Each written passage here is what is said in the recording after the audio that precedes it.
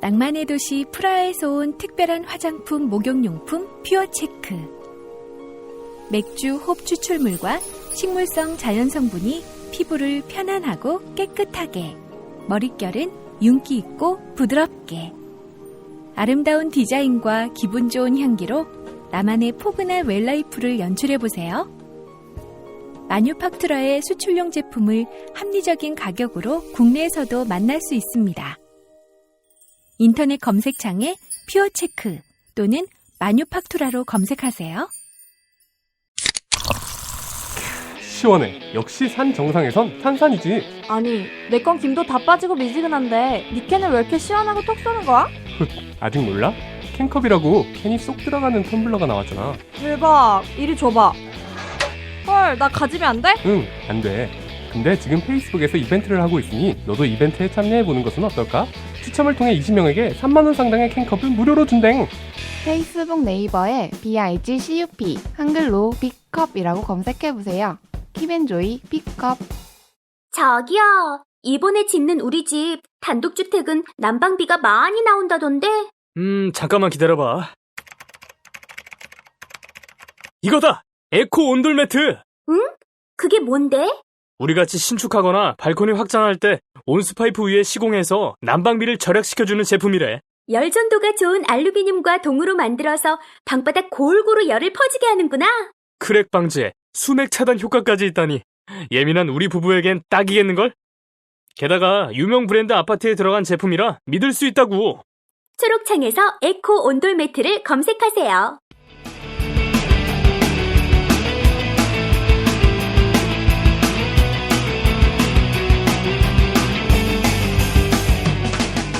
살면서 누구나 한 번쯤은 궁금해하지만 아무도 정확히 알려주지 않는 주제들을 선정해서 얕게 한번 파보겠습니다. 지적 대화를 위한 넓고 얕은 지식, 줄여서 지대너비앗 78회 지대북 지금 시작합니다.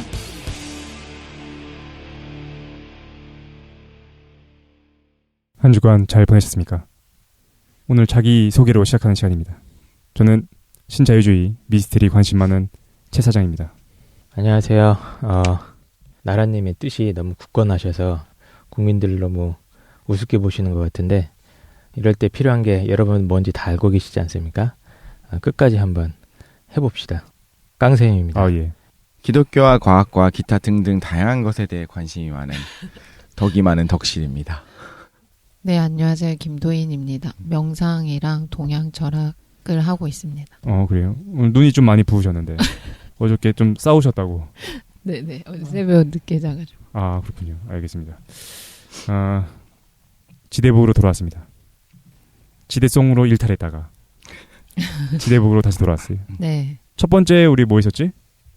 독서의 역사. 아, 독서의 역사. 네. 깡선생 해주셨고, 두 번째로는 초병렬 독서법 김도인 해주셨고, 세 번째로는 기생충 제국 덕실이가 해줬는데 너희가 준비할 수 있는 게 겨우 이 정도냐 그런 생각이 들었습니다. 야, 책을 다룰 거면 좀 무게감 있고 좀 실용적인 거 해야 되는 거 아닙니까? 또 시작됐어. 삶에 연결돼가지고 써먹을 수 있는 걸 해야지. 그래서 실용적인 거, 삶에 써먹을 수 있는 거를 찾다가 제가 생각하기에는 모든 방송 중에 가장 실용도서의 끝이 아닌가. 오늘은 실용서적입니까? 실용서적. 어떻게 살 것인가, 어떻게 죽을 것인가에 대한 책인 티벳 사자에서를 가져왔습니다. 야, 이 정도 실용적이어야지. 그래서 방송 최초 티벳 사자에서를 같이 읽어보는 시간을 오늘 기획했습니다. 제가 오늘 참고한 거는 좀 여러 가지 책들을 참고하긴 했거든요. 근데 가장 많이 참고했던 책은 류시아 시인이죠. 외눈박이 물고기의 사랑. 참 옛날 책이다, 그죠? 류시아 시인이 옮긴 책이 있어요. 그러니까 이건 원래는 누가 썼냐면은 제가 좋아하는 인물 파드마 삼바바가 썼습니다. 파드마 삼바바가 8세기에 썼고 이걸 번역을 해요. 나중에 20세기 초가 되면 영국인 종교학자이면서 민속학자였던 에반스 웬츠가 실제로 티베트인인 카지 다웨 삼둡 라마 카지 다웨 삼둡과 함께 이거 번역합니다. 이름 네가 만든 거 아니야? 아니야. 더 이상한 이름 많이 나오니까. 어쨌든 그래서 지은이는 파드마 삼바바고 나중에 20세기가 되면 서구인들이 이걸 영어로 번역했고 이 번역된 것을 이제 류시아 시인이 한국어로 옮긴 책이 되겠습니다. 1회 때 내가 티벳 사자에서에 대해서 진짜 짧게 얘기했어요. 대충 이런 내용이다. 그리고 한 번 다뤄준다고 했었거든. 그게 바로 오늘입니다. 1년 6개월 만에 정식으로 다루게 될 텐데. 이 책 궁금해서 지금 훑어보고 있었는데 목차 장난. 아무 생각 없이 딱 핀 부분에 뭐가 나오냐면 프로이트의 정신분석은 그 본질에 있어서 티벳 사자에서의 가장 낮은 단계인 시드파 바르도의 경험을 결코 넘어서지 못한다. 맞아요. 그게 누가 쓴 거냐면 칼 융이 쓴 건데 칼 융 얘기도 잠깐 할 거예요. 그러니까 대단한데요, 이 책? 한국 사람들만 이걸 잘 모르지 서구에서는 너무 유명한 책인 거야. 동양 거라서 그러지 않을까요? 서구에서는 동양의 신비로 느껴지는 거고 이게. 그럴 수도 있는데 책을 막상 읽어보면 저는 개인적으로 이걸 사실이라고 믿거든요. 네. 읽어보면 사실이라고 믿을 수밖에 없어. 근데 서구 심리학에 굉장히 큰 영향을 미치는 거야, 사실이. 어쨌든 그래서 오늘 티벳 사자의 설을 한번 준비했어요. 얘기하기 전에 먼저 토론으로 시작해 보도록 합시다. 어떻게 될까요? 죽은 다음엔. 죽은 다음에 우리는 어떻게 될 거라고 생각하십니까? 우리 스테파노부터 한번 얘기 한번 들어보죠. 스테파노 얘기해 주세요. 죽은 다음에 뭐가 있습니까? 죽은 다음에는 저는 알 수 없다 이런 입장이니까 여전히 예. 이럴 때도 마찬가지였는데 자꾸 물어보냐고 그런 거. 알겠습니다. 사람한테. 심리적으로는 어디에 더 끌려요? 심정적으로는 어떨 것 같아? 정말 심정적으로 영생했으면 좋겠습니다. 영생했으면 예. 좋겠다? 영생에 여러 가지 방법이 있는데 좀 구체적으로 얘기하면 일단 금수저를 물고 다시 태어나서 환생이네. 환생. 네. 환생이네요, 그렇죠? 금수저를 물고 다시 태어나서 시원하게 한번 하고 싶은 대로 살아보자. 이게 그 심정적인 거 아닙니까? 그 다음 생은? 그 다음 생은 흙수저를 물면 안 되니까 금수저에서 끝을 내죠. 끝을 냅시다. 부처님도 같은. 그런데 생각해보니까. 같은 의도에서. 사실 이걸 이제 치고 빠져야 돼. 김도희는 어떻게 생각하십니까? 죽은 다음에 뭐가 있다고? 예전에는 잘 모르겠다라고 얘기했었거든. 1회 때는? 네, 맞아요. 지금은 어떻게 변했어요? 기억나는데 2년 전에 시작할 때는 제가 철학 전공인데도 불구하고 죽음에 전혀 관심이 없다라고 했었거든요.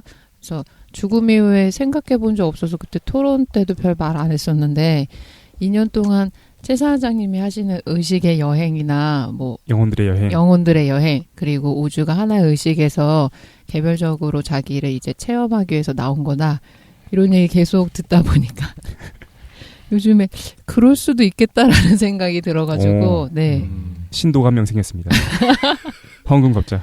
네, 여전히 죽음에 대해서 그렇게 막 뚜렷한 관심은 잘 안 생겨요. 근데 사실은 김도희님 명상은 하지만 원래 유물론자였어요. 죽은 이후에는 뭐 별거 없을 거다. 아니, 그렇다고 유물론자라고 볼 수는 없는데 죽음에 대해서 별로 관심은 있는 건 아니고 그리고 또 이 죽음에 대해서 관심도 없고 지금 깡생이 말씀하셔서 생각해봤는데 막 불로장생하고 싶다거나 다시 환생하고 싶다 이런 생각도 해본 적이 없는 것 같아요. 네네. 금수저가 기다리고 있는데도. 그렇구만. 지금 당장 뭐 현재만 어떻게 문제가 해결됐으면 좋겠다라고 생각하는 편이어서. 네네. 근데 어쨌든 죽은 다음엔 뭔가 있을 수도 있겠다라고 생각하고 계시군요. 근데 요즘에는 그런 것 같아요.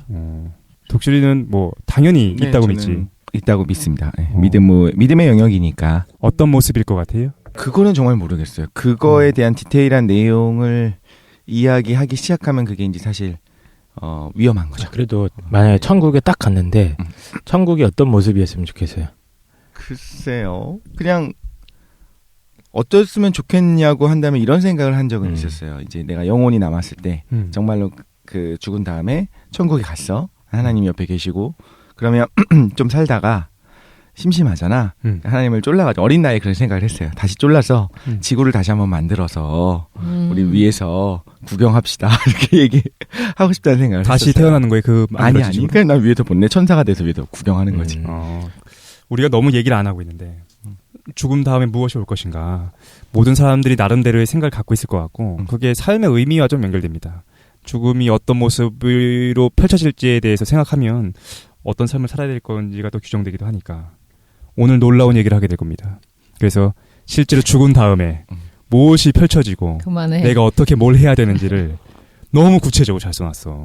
그래서 요 얘기를 하면서 중간중간에 그 뭐죠? 앙케이트라고 하나? 네. 조사도 할 거야. 너희가 다음 생에 뭐로 태어날지도 내가 알려줄 겁니다. 그래서 그런 것들이 다 준비되어 있으니까 오늘 알찬 시간이 될 것 같아요. 속상하다. 근데 이 책을 읽으면 죽는 건 아니죠? 죽은 사람한테 읽어주는 책. 죽은 사람한테 읽어주는 책.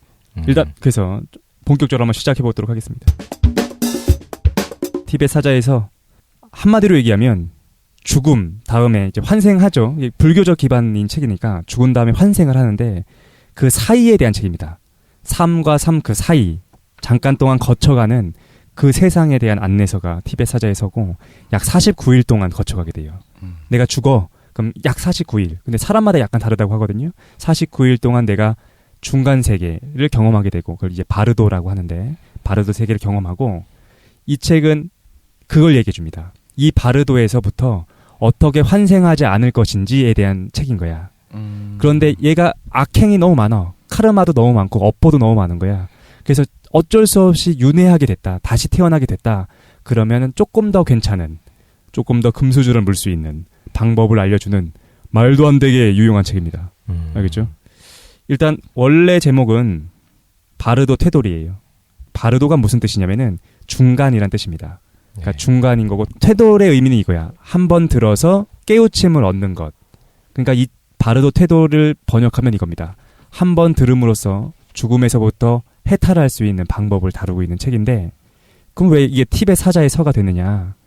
아까 전에 얘기했던 그 20세기에 그 에반스 웬츠라는 그 영국인이 번역을 한 거예요. 그러면서 제목을 티벳 사자의 서라고 지은 거고 원래 제목은 바르도 테돌이다라는 거죠. 근데 좀 궁금한 게 왜 중간계 49일을 있을까요? 이거 어떤 뭐 원리가 설명돼 있어요? 불교에서 이제 돌아가신 분들 제사 지낼 때도 49제로 지내주죠. 여기서부터 출발한 거고 네. 이유는 없어. 그래서 49일 정도래. 그죠? 그게 예전에 웹툰 중에 이게 재밌다고 사람들이 가서 추천하는 거 보는데 너무 재밌다고 빠져들었던 것 중에 하나가 주호민 씨가 한 그 신과 함께라는 게 있었어요. 제목을 들어본 것 같은데. 그거를 보면 이제 죽은 다음에 저승에 가서 어떤 일이 벌어지는지 이제 불교적 관점에서 한 건데 그게 진짜 재밌는 거예요. 약간 무시무시하기도 해. 무시무시하기도 하고 그렇기도 한데 재밌었거든요. 거기서도 이제 그런 얘기가 나왔던 것 같아요. 49제. 왜 있는지는 설명이 되어 있진 않고 그냥 원리니까 그냥 그렇다라고 이제 깔고 가니까 그냥 그런 것 같아. 사실일 것 같아 그냥. 어쨌든 49일인데 딱 49일은 아니고 사람마다 좀 다르대요. 실제로는. 티벳 사자의 서에 이렇게 나와 있습니다. 이거 티벳 사자의 서를 읽어주면 아까 말씀하셨을 때 3과 3 사이에서 저거를 듣고서 49일에 있을 처했을 때 티벳 사자의 서를 들으면 이제 다시 환생하지 않는 깨달음을 얻는다라고 말씀하셨잖아요. 맞아요. 예. 근데 그 사람이 환생하고 싶어 할지 안 할지 어떻게 알아요? 모든 사람한테 환생을 중지시켜주는 책을 읽어주는 거예요? 기본적으로 불교적 세계관이 네. 윤회를 중지시키는 게 목적이니까. 그렇지. 그러니까 기본적인 불교에서 기초적인 전제는 뭐냐면은 삶이라는 건 고야. 고통인 거죠. 동물이 됐든 인간이 됐든 아니면 천신이 됐든 어쨌든 윤회하는 건 고통 속에 있는 거니까 그걸 끊는 게 사실은 불교에서의 기본 전제인 거예요. 이번이 금수저였으면 이걸 열심히 읽어주고 흑수저였으면 다음에 기약하면서 안 읽고. 그러니까 사실 참 재밌는 게 뭐냐면 우리 그때 붓다 하면서도 얘기했지만 불교에서의 니르바나, 그 서방 정토, 그 이상향이 있잖아요. 너바나. 그런데 어떤 사람이 이렇게 비교한 사람이 있거든. 서구에서의 천국이라는 것과 서방 정토, 니르바나라는 것이 같은 거다라고 생각하시는 분이 계신데 아니에요. 그게 아니라 이렇게 봐야 돼. 불교 내에서도 천국에 대응하는 세계가 있어. 천신들의 세계가 있거든요. 맞아. 근데 거기에 태어나도 어쨌든 윤회하는 거야. 그러니까 우리가 궁극적으로 추구해야 되는 거는 윤회의 고리를 아예 끊는 것. 무로 돌아가는 것. 공으로 다시 돌아가는 것인데 그 얘기도 오늘 하게 될 겁니다. 오늘 진짜 깊은 얘기하고요. 아주 좋은 방송을 듣고 계신 겁니다. 저는 지금 두려움에 떨고 있습니다. 이걸 듣다가 우리가 저 세상으로 가는 게 아니라. 아니라고. 어쨌든 알겠습니다. 근데 이거를 누가 들어요? 이걸 어디서 읽어요? 아니, 죽은 사람들한테 읽어주는 책이라니까. 그러니까 그 시체 앞에서 읽는 거예요. 그치. 그것도 좀 이따 설명할 텐데 먼저 잠깐 얘기하면 우리가 시체 역할을 하는 겁니다 지금. 죽을 때가 되면 티벳 사람들은 지금도 하고 있거든요. 그 임종 직전에? 임종 직전에. 임종하려고 하는 그 순간부터 읽어주기 시작해요. 그래서 49일 동안 읽어주는 책인 거야. 49일 동안 읽어주는 똑같은 거예요? 내용을. 그래서 책에는 뭐라 되어 있냐면은 7번 혹은 3번을 읽어줘야 된다라고 되어 있거든요. 네, 그게 내용이 길지 않아. 그래서 그걸 반복해서 읽어줘서 계속 깨달음을 통해서 탈출할 수 있게끔 해줍니다. 근데 재밌는 게 뭐냐면은 결론으로 가면 갈수록 끔찍해지는 거야. 무슨 말이냐면은 해탈할 수 있는 가장 중요한 순간은 죽는 그 순간이야. 으악, 내가 죽었어. 그 순간에 해탈할 수 있는 기회가 가장 커. 그리고 점점 하루하루가 지나면 지날수록 점점 힘들어져요. 그러니까 49일 때까지 해탈하지 못했다. 그러면 어쩔 수 없이 그냥 환생해야 되는 거야. 그러니까 이 책은 끊임없이 계속해서 해탈할 수 있는 찬스를 만들어줘요. 지금이야. 지금이야. 지금이야. 근데 결국 나중에 이제 49일쯤 되는데 얘가 해탈하지 못했다. 그럼 아유 안 되겠다. 그러면 좋은 데에서 환생하는 방법 알려줄게. 라고 끝내줍니다. 예, 그렇게 돼 있습니다. 신기하지? 재밌네 이거. 특이해요. 재밌네. 책에 이런 내용이 나와 있습니다. 책이 아예 뭐라고 돼 있냐면 이렇게 돼 있어. 이 가르침을 만난 자들은 행운이다. 많은 공덕을 쌓아 무지의 어둠을 없앤 자들을 제외하고 이것을 만나기가 어렵다. 만난다 해도 이 가르침을 이해하기가 어렵다. 이 가르침을 거부하지만 않으면 영원한 자유가 얻어진다. 그러므로 이 가르침을 소중하게 다루라. 이것은 모든 가르침 중에 가르침이다. 라고 돼 있어요. 그래서 어쨌든 계속해서 깨달을 수 있는 방안을 제시해 주는데 제가 결론부터 얘기하겠습니다. 그러면 어떻게 하면 깨달아? 어떻게 하면 깨달은 건데 궁금하잖아요. 그죠? 깨닫는 방법. 이걸 이해하면 됩니다. 책에 나와 있는 내용을 잠깐 읽어주면 이겁니다. 그대 마음에 텅 빈 충만이 곧 불성임을 인식하고 그리고 동시에 그것이 그대 자신의 생각임을 안다면 그대는 성스러운 붓다의 경지에 머물게 될 것이다. 말이 어렵지? 아주 쉽게 얘기할게. 아주 쉽게 한마디로 후려쳐서 얘기하면 이겁니다. 뭘 알면 깨닫는 거냐? 세상이 공이었다. 내 눈앞에 펼쳐져 있는 것이 모두 환상이고 더 나아가서 내 삶이라는 것, 나라는 것도 환상이었고 모든 것이 아무것도 아니었음을 깨닫는 것. 그것이 해탈할 수 있는 방법이다. 홀로그램 우주론이군요. 바로 그겁니다. 홀로그램일 뿐이다. 근데 이게 아까 전에 잠깐 얘기했는데 칼 융이 이 책을 처음 접한 다음에 깜놀해요. 진짜 너무 놀라는 거야. 그래가지고 자기가 아무도 안 시켰는데 장문의 해설서를 붙입니다. 제가 아까 얘기했던 그 루시아 시인이 옮긴 그 책에 융이 해설했던 내용들이 담겨져 있거든요. 근데 뭐 다 읽어주지 않고 칼 융이 했던 얘기 중에 좀 인상적인 게 있어. 잘 들어야 됩니다. 칼 융이 뭐라고 얘기하냐면 이렇게 얘기합니다.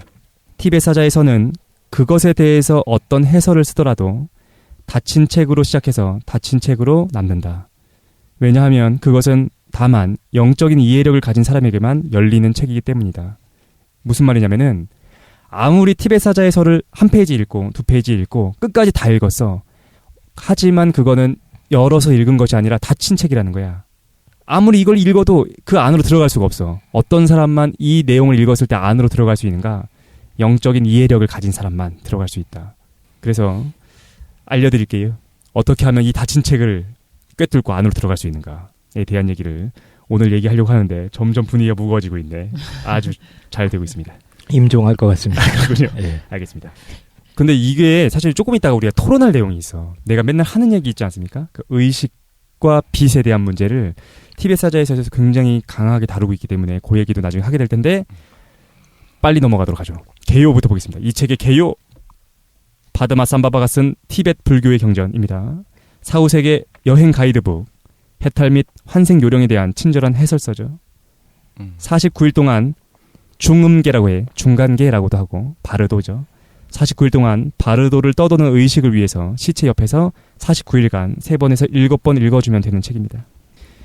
8세기에 써있어. 8세기에 파드마 삼바바가 티벳 산중에서 썼는데 그때 108개의 경전을 쓰고 그때 잠깐 얘기했지만 그걸 동굴 속에 다 숨겨놓습니다. 바위 및 동굴 속 숨겨놓고 예언을 하죠.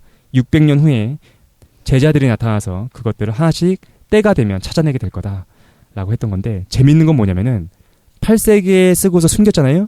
근데 실제로 9세기가 되면 어떤 일이 발생하냐면은 불교에 대한 탄압이 시작됩니다. 그래서 모든 경전이 다 불태워져. 그러니까 아마 파드마 삼바바가 그걸 이미 알고 지금이 때가 아니다라고 해서 숨겼던 것 같아. 어쨌든 14세기 정확히 600년이 지나서 발견됩니다. 그리고 나서 티벳 사람들 사이에서는 읽혀지고 있다가 서구 사람들은 몰랐죠.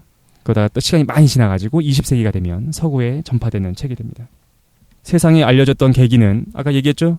영국 옥스퍼드 대학의 종교학자이면서 민속학자였던 에반스 웬치가 티벳의 승려였던 라마카지 나와삼두과 함께 영역을 했습니다. 영어로 번역한 거죠. 그래가지고 처음엔 안 팔리는 책일 줄 알았어. 그래서 서구 사회에 출판했는데 옥스퍼드 출판사에서 출판했거든요. 빵 터집니다. 서구 사람들이 깜놀한 거야. 야, 이런 게 있었구나. 그리고 아까 전에 얘기했던 것처럼 융 같은 사람들이 심리학에 굉장히 많이 적용하게 돼요. 융은 이걸 사실로 받아들이거든. 근데 어쨌든 그래서 융이 이렇게 얘기하죠. 가장 차원 높은 정신과학이다 라고 극찬하기도 했습니다. 티베트 사자에서를 대하는 두 종류의 사람이 있는 것 같아요. 첫 번째, 그냥 하나의 종교적 경전이다, 상징물이다 라고 생각하는 사람 당연히 있겠죠. 이 책의 가르침은 진짜 죽음 이후에 대해서 얘기하는 것이 아니라 그냥 죽음에 대해서 우리가 알고 삶에 대해서 이해하자, 삶에 대한 책이다, 그냥 재미있게 쓰여진 책이다 라고 이제 문학적으로 접근한 사람들이 있고, 두 번째 사람들은 보편적인 진실로 받아들이는 거죠. 레알 죽음 뒤에, 진짜 죽은 다음에 세계가 이렇게 펼쳐질 거다. 그리고 이 방송이 끝나면 우리가 두 번째가 사실이었음을 알게 될 겁니다. 이게 진짜야. 진짜인 것 같아. 결론도 얘기했죠. 아까 결론. 어떻게 하면 해탈하는가? 사후에 보게 되는 모든 빛, 그리고 신들, 많은 걸 보게 되거든요. 이게 실제로는 나의 마음에서 투영된 환영임을 깨닫는 것. 그것이 해탈하는 방법입니다. 그러니까 재밌는 게 그거야. 우리가 다른 종교들을 만나면 나오지 않습니까? 악마도 나오고 뭐 사탄도 나오고 여러 가지가 나오는데 모든 종교에서는 그걸 진짜라고 그냥 받아들여요. 천사도 진짜고 뭐 악마도 진짜고. 근데 놀라운 거는 티베트 사자에서는 그걸 계속 반복합니다. 네 눈앞에 괴물도 나타나고 아름다운 신들도 나타나. 하지만 거기에 현혹되지 마라. 그거는 네 마음, 네가 갖고 있었던 카르마의 반영일 뿐이지 실제로 존재하는 게 아니다라는 얘기를 하거든요. 무슨 말이냐면은 왜 그러한 악마들이나 천사들의 모습이 보이느냐. 네가 그러한 문화권에서 살았으니까 그런 게 보이는 거지 실제로는 그건 너의 마음이 만들어낸 환영이다라고 얘기하는 게 중요한 내용이 됩니다. 그런 건 맞는 것 같아요. 그러니까 동양권에서의 어떤 귀신의 형태가 뭐 하얀 소복을 입고 한이 서려 있고 이런 거라면 서양에서는 악마잖아요. 그게 형태가. 근데 지금 말씀하신 게 어떤 똑같은 어떤 악한 존재를 이야기할 때 우리 이 문화권에서 자랐으면 이런 형태로 나타나게 이제 투영되는 것이고, 그렇지. 저 문화권에서 저렇게 보여지는 것이고, 약간 그렇게 말씀하시는 거죠. 그렇죠. 그러니까 핵심은 나의 의식인 거야. 근데 내 의식이란 아주 자유로운 어떤 존재가 그런 경험을 했거든. 불교 문화권에서 자랐거든. 그러니까 거기서부터 악마나 천사에 대한 개념을 받아들였고 그것이 죽은 다음에 드러난다라는 거죠. 어쨌든 그래서 되게 어떤 고차원적인 종교인 것 같기도 하고. 그럼 궁금한 게 그럼 현실은요? 현실은 존재하는 거예요? 아니면 그것도 다 가짜예요? 현실도 사실은 이제 그걸 얘기해. 죽은 다음에 보는 환영들. 그것도 어쨌든 네 마음의 반영인 거고 죽음이라는 것 자체도 그냥 하나의 환상인 거야. 다시 말해서 삶이라는 것도 하나의 환상이다. 뭐가 꾸고 있는 거예요? 누구의 환상이에요? 나의 그지 내적인 의식이 중요해져요. 이거 되게 놀라운 얘기를 합니다. 이제. 의식은 처음부터 있었고. 그렇지. 그게 뭔지는 모르지만 그거의 본질은 뭐냐면 내 내적인 의식의 본질은 하나의 비어있음이고, 근데 재밌는 얘기 이런 얘기도 해요. 비어있는 것 자체가 빛나는 것인데 그게 구분되지 않는다라는 얘기하거든. 빛과 의식이 실제로는 구분되지 않고 이 세계 전체를 이루고 있는 것. 그것이 나의 의식이다. 이 방송이 끝날 때쯤 덕실이가 불교에 귀의하지 않을까. 지금 되게 호기심을 보이는데? 지금 뭘 생각했냐면 빠져들고 있어. 본질이 뭐냐라고 이야기했을 때 이제 비어 있음을 얘기했는데 그게 이제 굳이 수학적으로 설명을 할 때 나오는 촉근이라는 느낌이 들었고 촉근의 움직임을 가지고 우리가 모든 걸 설명할 수 있는 이론들이 있잖아요. 막이론, 끈이론 이런 것들이 있잖아요. 또 그리고 여기서 빛을 얘기했을 때 굳이 받다 붙이자면 빛은 에너지를 의미하는 거기 때문에 그런 것이다. 그렇죠. 근데 티베트 사자에서 이런 내용이 나와요. 그러니까 텅빔과 빛남이라는 것이 구분되지 않는다. 같은 거다. 근데 김도인이 체험하는 거 아닙니까? 명상 속으로 들어갔을 때 밝은 걸 항상 보잖아. 모든 존재자들이 사라졌을 때 느껴지는 그 비어있음과 밝음, 그 얘기를 하는 것 같아요. 근데 이거 듣다 보면 어떤 신비적인 뭐 영역을 말하는 게 아니고 이거 죽었을 때 이 사람들이 어떤 특정 훈련을 통해서 마음의 작동 원리를 모르고 죽으면 그거를 그냥 이 티베트 사자 해설을 통해 가지고 읽어줘서 마음의 작동 원리 메커니즘을 깨우쳐주는 것 같은데요. 초기 불교에서 부처가 강조한 거는 그걸 어떤 특정 훈련을 통해서 자각하는 거고 모든 현상이 변화하는 거를 관찰하는 의식이 있고 그렇기 때문에 그 현상 하나 개별적인 게 고정되어서 영원불변하게 유지되는 게 아니다라는 걸 가르쳤던 거고 티베트 사자에서는 그거를 누가 타인이 읽어줌으로써 그거의 원리를 깨닫게 해주는 것 같아. 그 다음에 두 번째로 어떤 텅 비어 있음이랑 빛이랑 연관시키는데 저는 이게 뭔가 신비로운 게 아니고 빛이라는 거는 누구나 어떤 특정 훈련을 하면 볼 수 있는 거거든요. 그러니까, 시각이 될 수 있고 청각이 될 수 있고 이런 경험 정보들이 일정 시간 동안 차단되면 모든 사람들이 빛을 볼 수 있다고 생각하거든요. 네네. 그래서 뭐 특정 신비로운 게 아니고 외부 정보가 차단되면 뭐만 있을 거냐면 외부 정보를 자각하는 의식적인 능력만 있는데 그치. 사람이 그 상태를 어떻게 아냐면 외부 정보가 있다가 사라져야지만 알 수 있어요. 그러니까 의식적인 능력 자체는 그거 자체로는 자각할 수가 없어요. 맞아요. 그러니까 의식할 수 있는 대상이 있어야지 내가 의식 능력이 있다라는 거를 자각할 수 있는 거고 앞에서 관찰하는 시각이나 청각적인 자료가 사라지게 되면 대상이 없기 때문에 나는 의식 능력이 있어, 빛이 있어 이렇게 자각할 수는 없는 거예요. 일단 요 얘기가 사실 중요한 얘기가 될 텐데 지금 이걸 토론을 시작하면 티벳 사자에서를 못 읽고 끝날 수도 있으니까 요 토론 의식의 문제, 텅 빔의 문제, 빛의 문제가 어떻게 연결돼 있고 그걸 어떻게 해석할 수 있는지는 요 얘기가 끝난 다음에 같이 해보도록 합시다. 티벳 사자에서의 결론은 그거였습니다. 마음에서 투영된 모든 것이 환상이다 라는 거였죠. 그리고 세계는 공이고 내가 창조하는 것이다. 이게 사실 결론인데 일단 뭐 티벳 사자에서는 우리한테 자꾸만 얘기해줍니다. 모든 진리 그런 것들을 빨리 깨달아라. 그리고 그 환영에 대해서 이해해야 된다. 그 얘기를 하고 있는 거죠. 텍스트는 어떻게 구성되어 있느냐. 이 문서가 어떻게 구성되어 있냐면은 세 가지로 나눠져 있습니다. 죽은 다음에 우리가 세 가지 세계를 왔다 갔다 한대.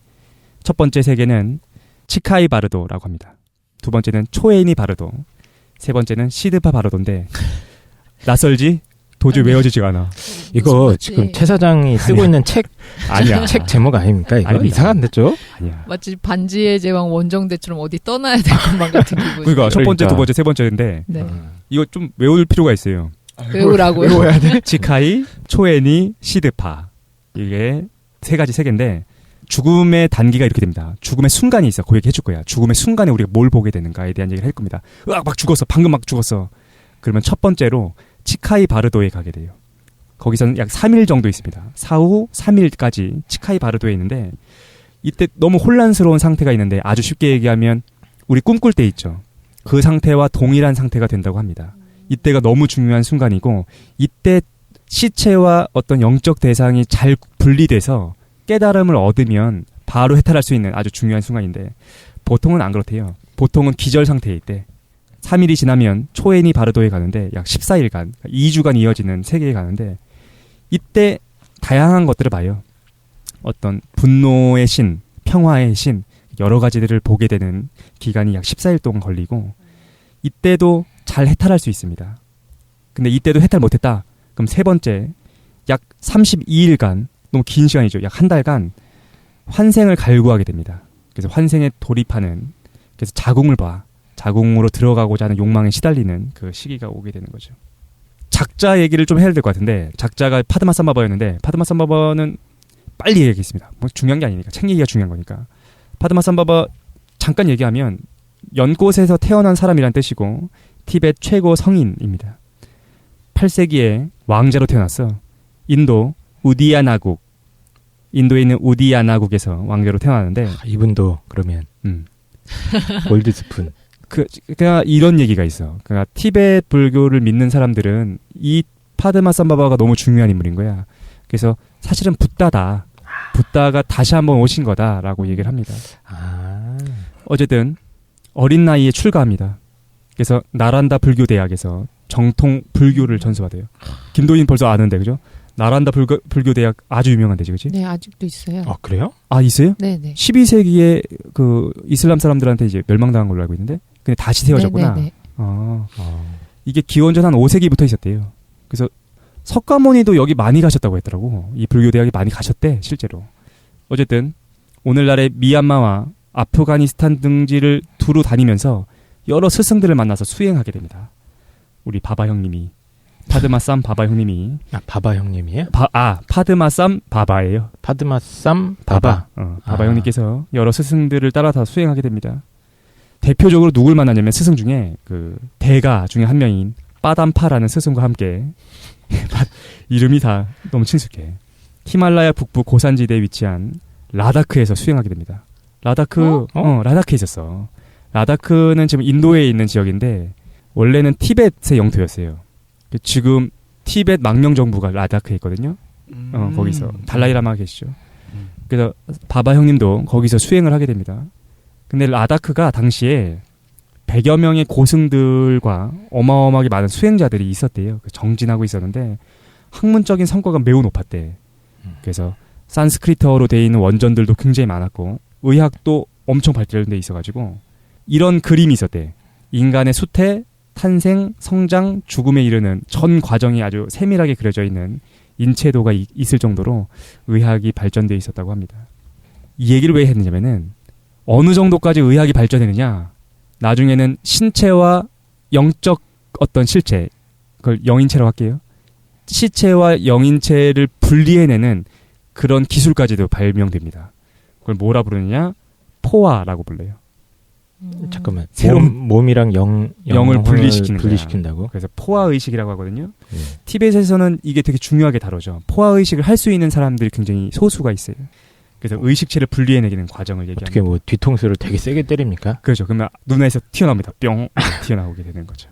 근데 포화의식이 왜 중요하냐면은 아까 잠깐 얘기했는데 티벳 사람이 죽으면 3일이 중요하다고 했죠. 치카이바르도 그 3일이 너무 중요해. 그때 해탈시켜야 되거든요. 근데 해탈을 못하는 이유가 뭐냐면은 영인체가 시체에 매달려 있대. 거의 기절 상태에 있는 거야. 중요한 순간인데 기절한 상태로 있는 거죠.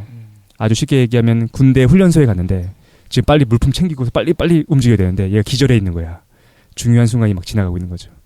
그래서 포화의식을 해줄 수 있는 스승들이 와서 포화를 해줍니다.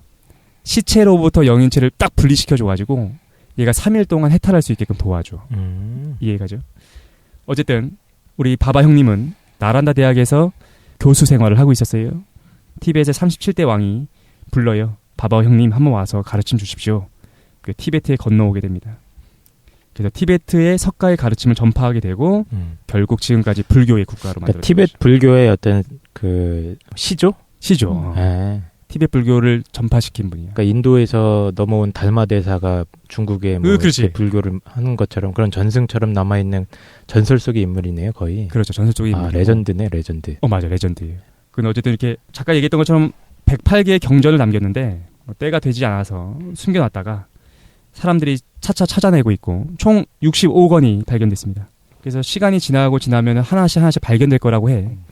실제로 이렇게 말씀하셨어. 파드마 삼바바가 예언을 합니다. 뭐라고 예언하냐면은 쇠로 만든 새가 날고 뭐 말이 없는 마차가 다니게 될 때쯤 해서 티베트의 정신이 전 세계에 전파될 거다. 뭐 이렇게 예언을 남기시죠. 요즘을 얘기하는 것 같아. 어쨌든 600년이 지난 14세기에 발견되게 되는 책입니다. 그리고 서구에 번역됐다라는 거였죠. 이제 책의 내용으로 들어갑시다. 읽어주는 방법. 시신이 있을 때와 없을 때가 다릅니다. 시신이 없으면 없어질 수도 있잖아, 그죠? 그러면 죽은 자가 쓰던 침대나 의자 옆에서 읽어줍니다. 우선 영혼을 불러요. 독실아 그러면 이제 오는 거죠, 영혼이. 그러면 영혼이 앉아서 듣고 있다고 상상하면서 읽어줍니다. 이때 중요한 거는 죽은 자의 친지 혹은 배우자가 흐느끼거나 통곡하면 안 된다고 해요. 사자한테 안 좋은 영향을 줄 수도 있다라는 거죠. 시신이 있으면 이게 중요하죠. 시신이 있으면 시신의 몸에 닿지 않게 조심해야 돼요. 시신이 이제 혼란스러워할 수도 있으니까 읽어주면 됩니다. 하나의 감각만 또렷하게 남기는 거군요. 그렇습니다. 죽음의 순서를 얘기할게요. 죽으면 죽음의 직전 상황이 있습니다. 막 죽는 그 순간 그때 두 가지가 찾아와요. 첫 번째는 해지절이라고 해서 몸이 매우 아프다고 합니다. 그러니까 몸이 다 끊어지는 그런 고통이 죽는 순간에 찾아온대요. 그리고서 빛이 반겨주기 시작합니다. 그걸 정광명이라고 하는데 어쨌든 죽음의 순간에 고통스럽기도 하고 빛을 보기도 한다.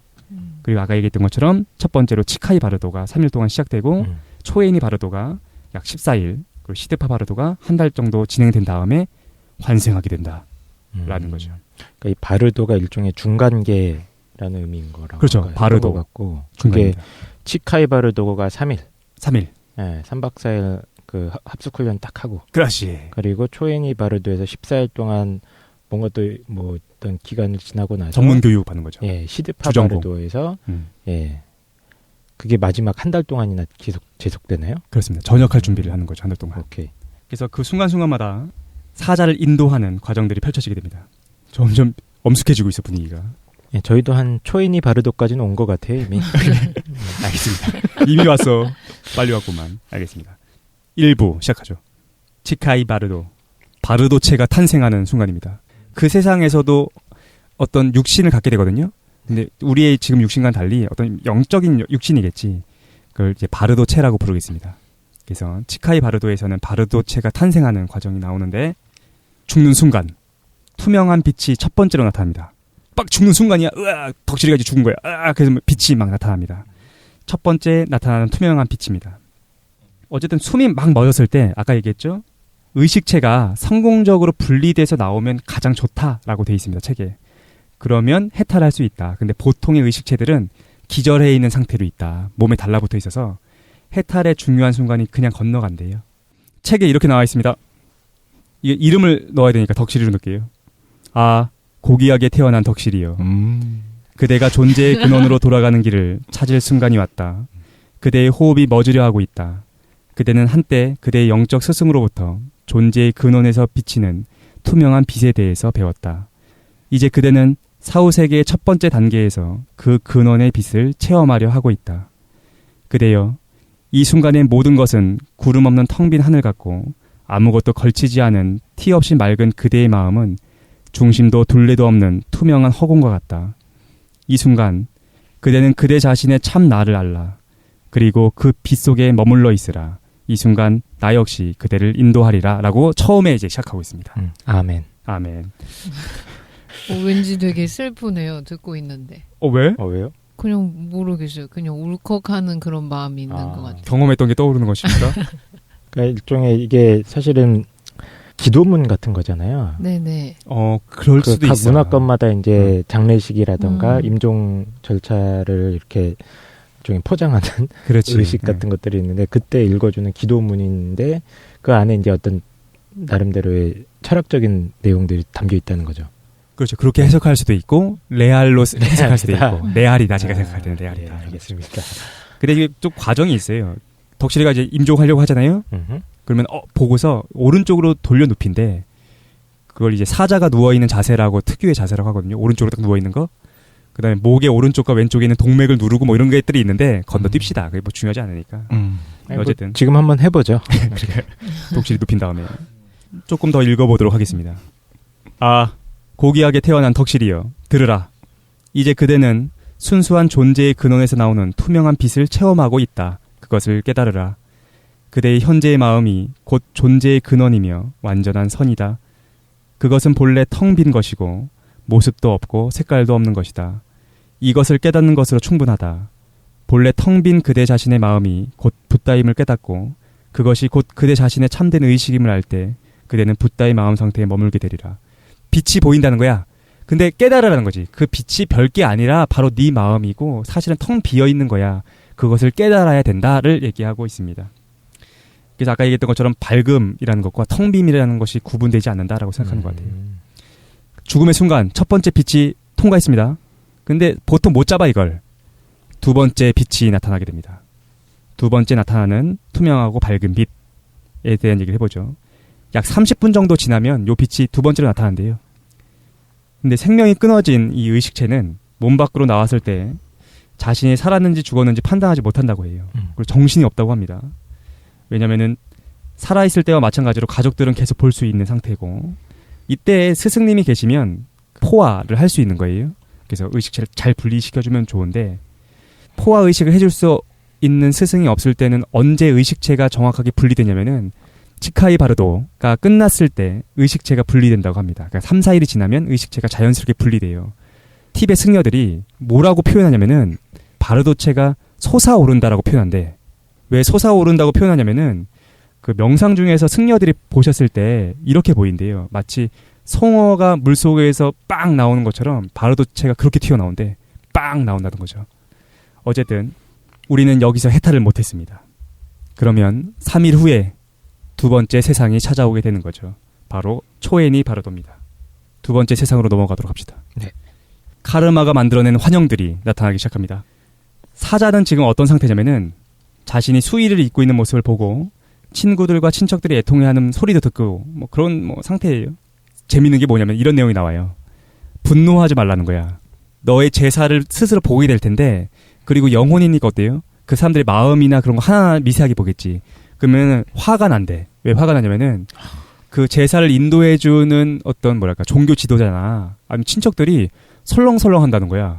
그리고 말도 안 되는 지시를 내리기도 하고 딴 생각하기도 하고 그걸 다 알게 돼가지고 자기 제사를 보고 있으면 완전 화가 난대. 아 죽은 자의 입장에서 내 제사를 본 그러니까 거야. 제사상을 보고 있으면 화가 난다는 그럴 수 거죠. 있겠네요. 그러면서 얘기합니다. 별로 중요하지 않다. 그러니까 거기에 마음 쓰지 말라라고 티벳 사자에서에서 계속 얘기해 줍니다. 원래 사람들이 그런 거다라는 생각을 가져야 된대. 재밌죠? 그 다음에 이제 실제로 환영들이 나타나기 시작합니다. 조금만 더 읽어볼게요. 아, 고귀하게 태어난 자여. 그대는 세 가지 상태를 경험할 것이다. 죽음의 순간의 사후 세계. 두 번째, 존재의 근원을 체험하는 사후 세계. 세 번째, 환생을 원하는 사후 세계가 그것이다. 방금 얘기했던 치카이, 초에인이 시드파를 얘기하는 거죠. 그대는 이 세 가지 중에서 어제까지 첫 번째 세계였던 죽음의 순간의 사후 세계를 경험했다. 존재의 근원에서 나오는 투명한 빛이 그대에게 나타났으나 그대는 그것을 붙잡을 수 없었다. 아, 고귀하게 태어난 자여. 초에인이 바르도에서 그대에게 어떤 공포와 두려움이 밀려올지라도 그대는 다음에 하는 말을 잊지 말라. 이 말에 담긴 뜻을 마음에 새기고 앞으로 나아가라. 그대는 나를 따라 이렇게 말하라. 이렇게 말해야 된대. 두 번째 세계에서는 이걸 기억해야 된다는 거야. 아, 나는 지금 불확실하게 존재의 근원을 체험하려고 하고 있다. 나는 모든 환영에 대한 공포와 두려움과 놀라움을 접어두리라. 그리고 어떤 환영들이 나타나든지 그것이 내 자신의 마음속에서 나온 것임을 깨달으리라. 라고 한다는 거죠. 이제 나타나기 시작합니다. 첫 번째 날, 두 번째 세계에 왔던 첫 번째 날, 뭘 나타나느냐? 평화의 신이 등장하십니다. 강렬하게 푸른색 빛을 뿜어내고 있어요. 조금 더 읽어볼게요. 그 한 명 한 명의 그 신이나 아니면 부처님의 이름은 해석하지 않겠습니다. 어쨌든 첫 번째 신이 나타나는데 그의 가슴으로부터 투명하고 장엄하고 눈부시게 빛나는 진리의 세계의 대지혜가 뿜어져 나와서 그대 앞으로 다가올 것이다. 그 빛은 푸른색이고 너무나 강렬해서 그대는 그것을 똑바로 쳐다볼 수조차 없을 정도다. 이때 나쁜 카르마의 힘 때문에 그대는 진리의 세계로부터 나오는 대지혜의 눈부신 푸른색 빛에 무서움과 두려움을 느낄 것이다. 그대는 그 빛으로부터 달아나고 싶은 생각이 들 것이다. 그리고 천상계로부터 흘러나오는 어두운 흰색 빛에 애착을 가질 것이다. 쉽게 얘기하겠습니다. 부처님이 나타나. 근데 부처님이 어떤 모습으로 나타나냐면은 다른 수호신들과 함께 아름다운 모습으로 나타나요. 거기서 파란색 빛이 뿜어져서 나한테 오거든요. 근데 너무 밝은 거야. 그래가지고 공포를 느낀대. 그런데 너무 밝다라고 생각하고 있었는데 등 뒤에서 어떤 빛이 오냐면은 어두운 흰색 빛이 옵니다. 네. 그리고 거기에서부터 위안을 느끼기 시작한대. 거기로 가고 싶은 생각을 하게 되는데. 네, 이거 좀 궁금한 게 있는데. 네네. 너 이거 봤지? 어제. 어제였구나. 본 거 얘기하는 거 아니야? 그러니까. 너무 생생한데요? 생생하죠. 예. 일단은 조금 더 하겠습니다. 티벳 사자에서는 이렇게 얘기합니다. 푸른 빛으로 들어가라라고 해요. 그러니까 뒤에서 오는 그 어두운 흰색빛 말고 푸른 빛으로 들어가라. 그러면은 붓다의 경지에 이르게 되는데 기억해야 될 건 그거죠. 푸른 빛에서 머물러야 되는데 어쨌든 눈앞에 보이는 아름다운 신이 내 마음의 환영임을 깨닫긴 해야 됩니다. 둘째 날 다음 신이 나타납니다. 셋째 날도 다른 신, 넷째 날도 마찬가지고 일곱째 날까지 나한테 기회를 계속 주는 거야. 얘들이 빛을 쏘면서 나한테 귀의하라 라고 빛을 쏘는데 내가 나의 업보 때문에 자꾸 어두운 빛에 이끌려가지고 다시 이제 깨달음을 얻지 못한다는 거죠. 아, 그럼 7일 동안 나타나는 신은 그 다른 신들이지만 7분에 네. 근데 그 각각 목적은 똑같아요. 파란 빛을 나한테 쏘고 나는 어둠을 쏘는 빛으로 이끌리게 되는 과정이 반복되는 거예요. 네, 그 구조는 반복되는데 빛의 색깔은 달라져요. 아. 두 번째 날은 뭐 빨주노 눈부신 파란 흰색빛, 뭐 아니면은 뭐 그 뭐지 실 꼬은 것 같은 뭐 여러 가지 다양한 색, 여러 가지 색깔은 바뀌는데 어쨌든 밝은 빛이 있고 약간 색깔이 달라지는 어두운 빛이 있는데 네. 우리는 어두운 빛에 끌리게 된대요. 이렇게 일곱째 날까지 지나면 이제 신들이 화가 납니다. 그래서 여덟째 날부터 14째 날까지 분노의 신들이 찾아오기 시작해요. 동일한 구조를 갖습니다.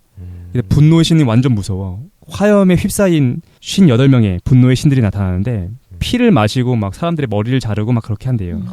근데 티벳 사자에서는 뭐라고 얘기하느냐? 놀라지 말라. 이들은 사실 평화의 신들이 모습을 바꿔 나타난 것뿐이다. 그리고 어쨌든 너의 마음의 환영일 뿐 실제로 존재하는 것은 아니다라는 거죠. 잠깐 이 묘사된 걸 보면 그 분노의 신이 이렇게 생겼어. 헤로카 붓다라는 괴물 중에 한 명인데 신이죠. 머리가 셋이며 6개의 손과 떡하고 버틴 4개의 다리를 갖고 있다. 오른쪽 얼굴은 희고 왼쪽 얼굴은 붉으며 가운데 얼굴은 갈색이다. 몸은 빛을 내는 화염을 내뿜고 있고 9개의 눈은 부르뜬 채 무섭게 노려보고 있다. 눈썹은 번개처럼 떨린다. 툭 튀어나온 이빨들은 서로 맞대인 채 번뜩이고 있다.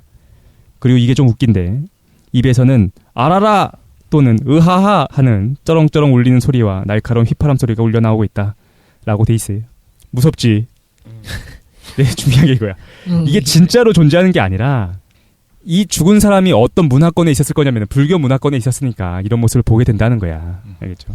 그 절 가면 입구에 들어갈 아, 때 좀 사태처럼 좀 무섭은 모습을 하고 있잖아요. 네. 눈 부릅뜨고 그렇죠. 그런 느낌을 얘기하는 거죠. 맞아요. 그래서 만약에 이분이 이제 그리스도교 문화권에서 돌아가셨다면은 악마를 받겠지. 그죠? 어쨌든 해탈 못하고 이제 세 번째 마지막 단계 한 달 동안 펼쳐져 있는 시드파 바르도로 가게 되는 거죠. 깨달을 기회를 계속 줬어. 그런데도 불구하고 못 깨달았어. 그럼 이제 죽은 자는 환생을 위한 준비를 하게 됩니다.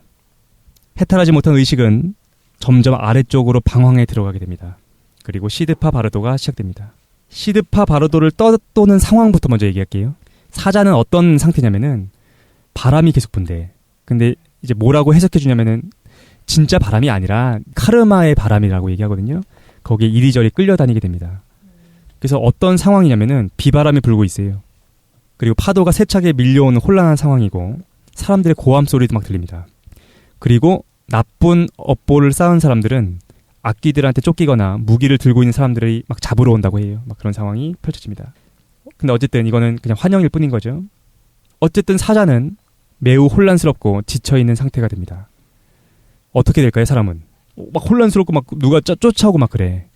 잠깐 어디 가서 쉬고 싶은 마음에 강렬하게 이제 휩싸여 있는 상태가 지금 사자의 상태인 겁니다. 그러다가 누구를 만나느냐? 염라대왕을 만나게 됩니다. 염라대왕이 나타나요. 그러니까 심판자로서의 죽음의 왕을 만나는 단계가 처음에 시작됩니다. 죽음의 왕은 흰 조약돌과 검은 조약돌로 나의 선행과 악행을 헤아리기 시작합니다. 내가 선행을 쌓으면 흰색 조약돌을 내려놓고 악행을 쌓으면 검은색 조약돌을 내려놓고 내 선과 악의 그 크기를 비교하는 거야.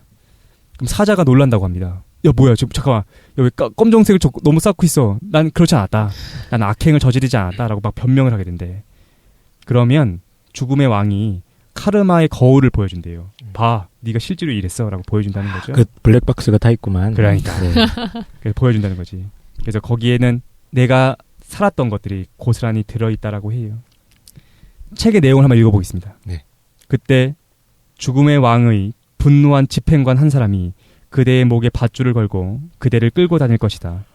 그는 그대의 머리를 잘라 떨어뜨리고 심장을 도려내고 창자를 끄집어내고 뇌를 꺼내 핥아먹고 왜 핥아먹어? 피를 마시고 살을 먹고 뼈를 갉아먹을 것이다. 이게 중요하죠.